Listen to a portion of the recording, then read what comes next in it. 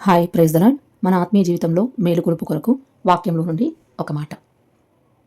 యోహాను రాసిన మొదటి పత్రిక 2వ అధ్యాయము 16వ వచనం. లోకంలో ఉన్నదంతయు అనగా శరీరాశయు, నేత్రాశయు, జీవపు డంబమును తండ్రి వలన పుట్టినవి కావు, అవి లోక సంబంధమైనవే. యోహాను రాసిన మొదటి పత్రిక 2వ అధ్యాయము 16వ వచనం. ఆ తండ్రికి 2 కుమారులు. అందులో పెద్దవాడు తండ్రి పేరు నిలబెట్టాలని, వంశ గౌరవాన్ని కాపాడాలని, గొప్ప పేరు సాధించాలని రాజకీయాల్లో చేరాడు.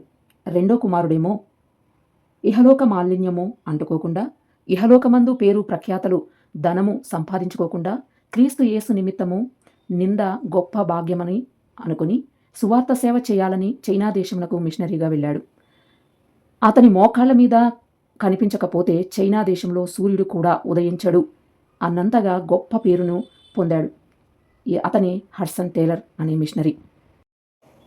తండ్రి పేరు నిలబెడతాను, వంశగౌరవాన్ని కాపాడతాను అని చెప్పి వెళ్ళిపోయిన పెద్ద కుమారుడు సంగతి ఎవ్వరికీ తెలియకుండానే, ఎటువంటి గుర్తింపు ఘనత పొందకుండానే తనువు చాలించాడు. ఇద్దరు ఒకే తండ్రికి పుట్టినవారు. పేరు కోసం ప్రాకులాడి అడ్రస్ లేకుండా పోయినాడొక కొడుకు. ఈ లోకంలో నేను ఏమైపోయినా పర్వాలేదు, బ్రతికి 4 రోజులు క్రీస్తును ప్రకటిస్తే చాలు అని తన జీవితాన్ని యేసయ్యకు అప్పగించుకున్న వాని పేరు చిరస్మరణీయంగా ఇహమందు అలాగే పరమందును లిఖించబడడం ఎంత గొప్ప ధన్యత! సహోదరి సహోదరులారా, ఈరోజు నీవు దేనికోసం ప్రాకులాడుతున్నావు? ఐశ్వర్యం కోసమా?